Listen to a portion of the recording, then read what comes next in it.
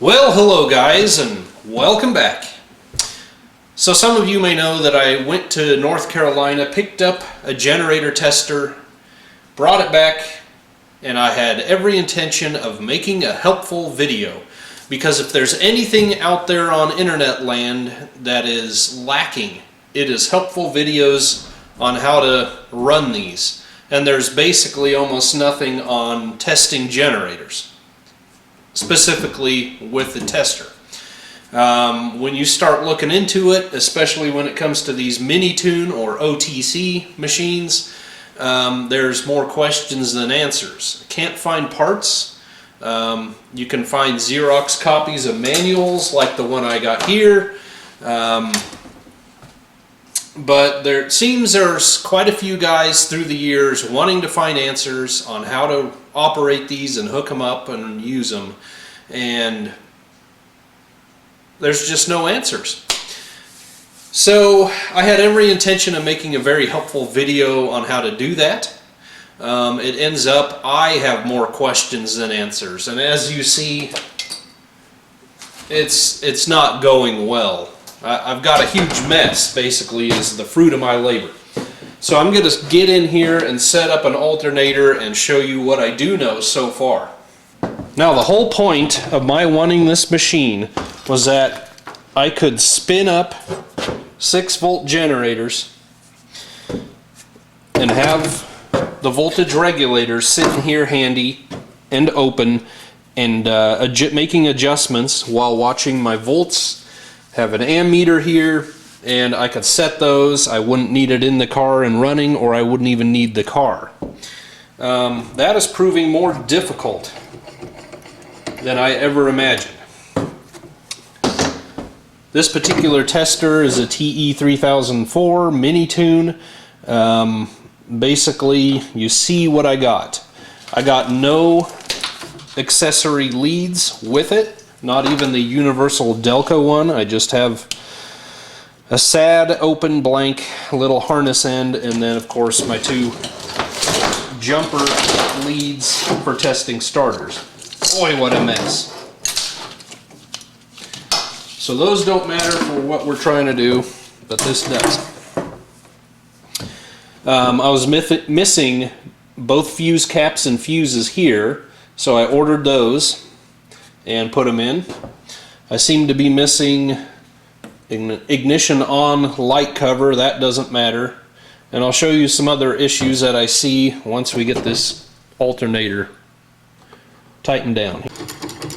This is your ordinary plain old 60s, most likely Chevrolet, non-internal regulated alternator. The bearing sounds very bad, but it will work for our purposes. Alright, I'm going to set it to alternator B system as per manual, negative ground, 12 volt. We're going to connect our positive to the battery output, our negative to the ground somewhere.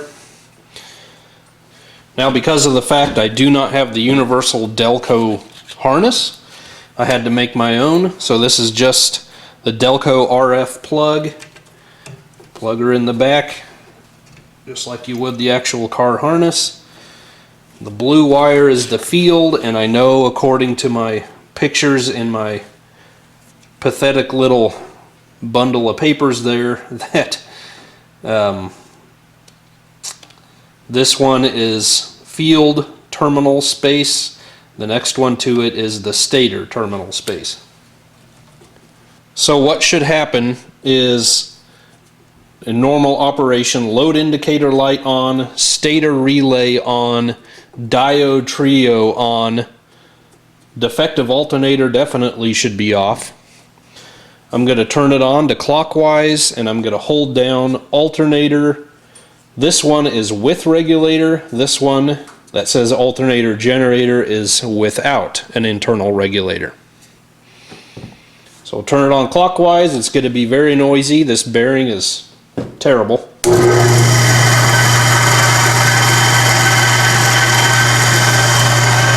going to press the load. 15.5 volts. My load indicator and my diode lights are on.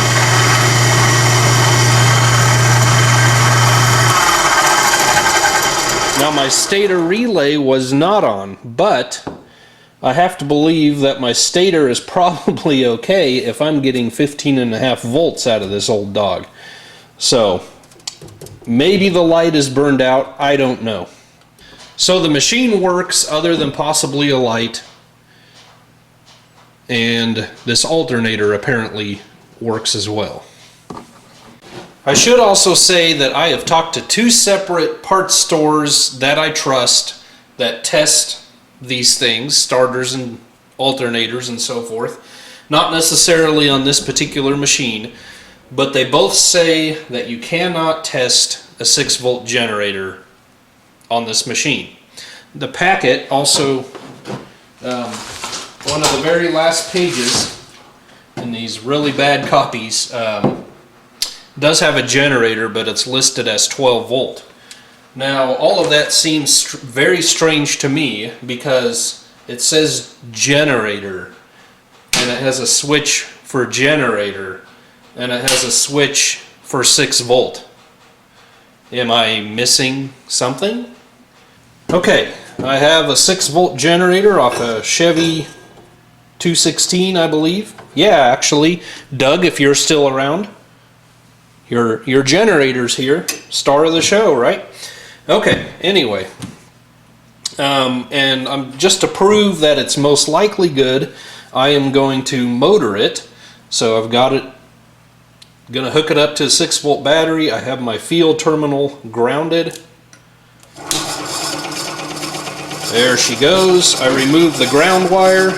Should speed up, just like it did when we tested the 38 Buick generator. There she goes. Running real nice. Now you should never play around with electronics operating on assumptions.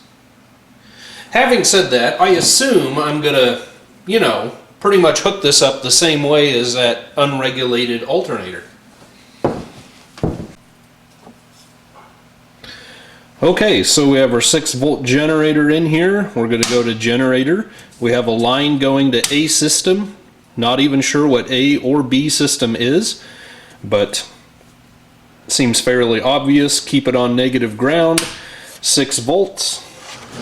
We go to our bad Xerox copy here, wherever that 12 volt generator picture was.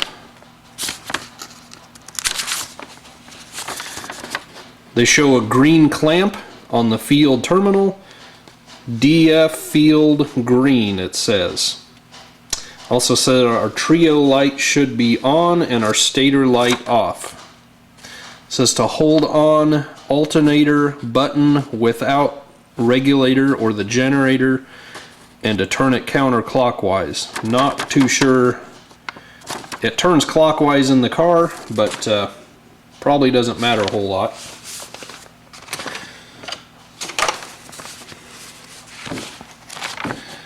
Now if I go up front here on the universal plug, it shows that green field clamp going into the same terminal that our blue wire for the Delco plug went into. So it's clearly the field terminal, which I put here with a spade connector and a clamp on the field. So I think we can spin it up. Our diode trio light is on, stator is off, which it was off anyway with the alternator. I can hold down the test and the arrow just barely moves.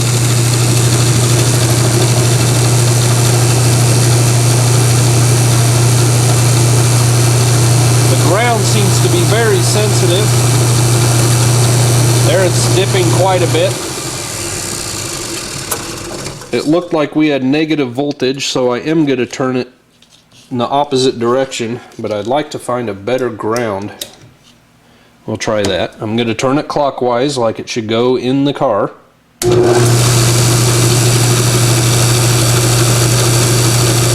There we have about a volt and a half on the indicator.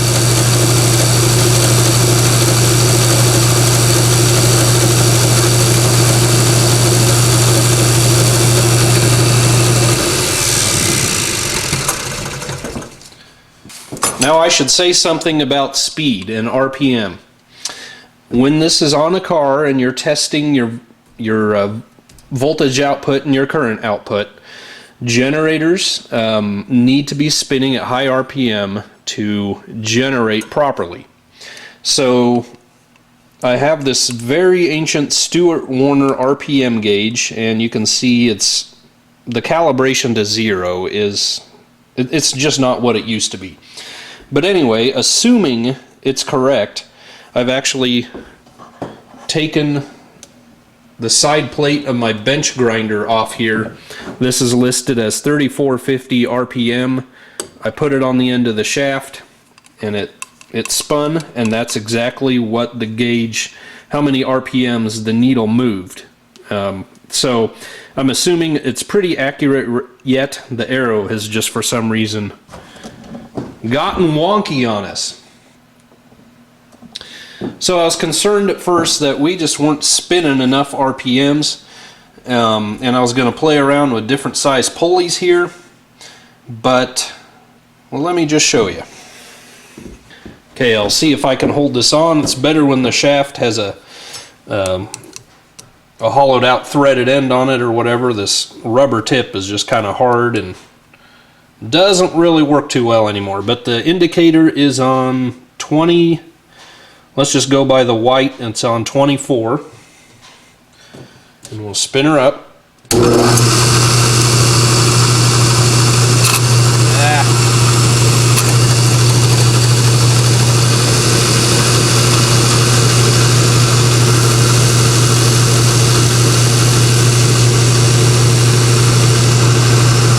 So there it's gone to 10.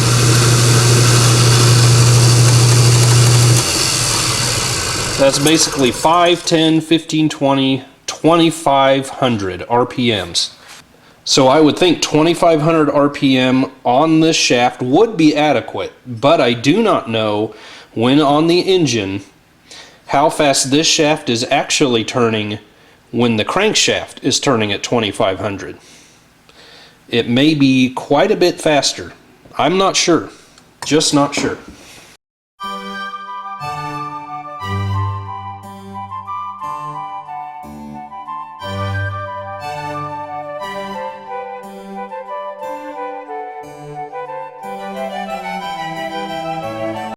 And lastly, just for fun, you know, this is what we do for fun, I have a mock entire charging system, just as it would be in the vehicle, set up here.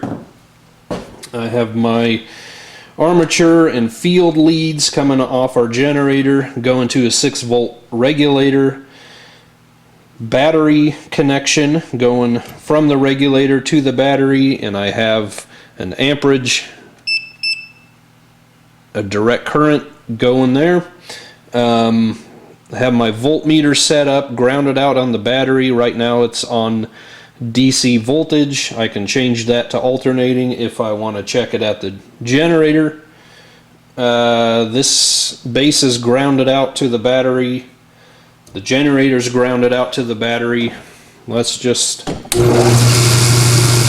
it up.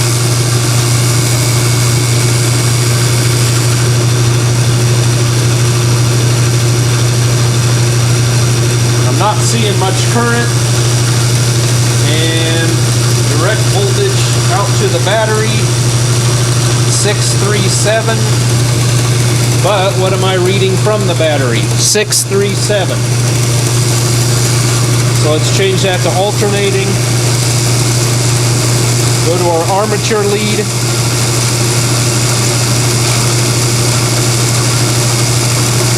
Two-tenths of a volt.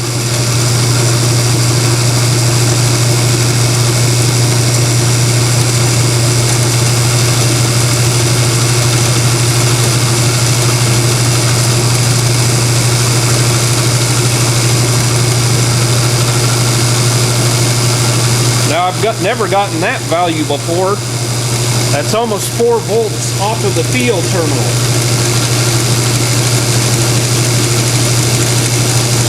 Question is that somehow coming through the regulator?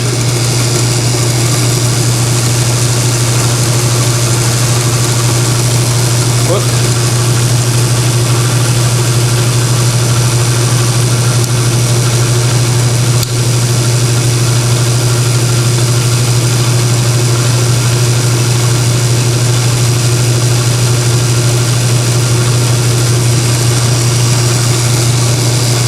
So guys, there you go. There's my dilemma. Is it simply a matter of just not quite enough RPM? In that case, I suppose I could get a larger, maybe fit a slightly larger pulley inside on the machine, or retrofit every time I want to test one of these generators, find a smaller pulley that I can put on there, make it spin just a little faster. One more thing I should try. Hold on.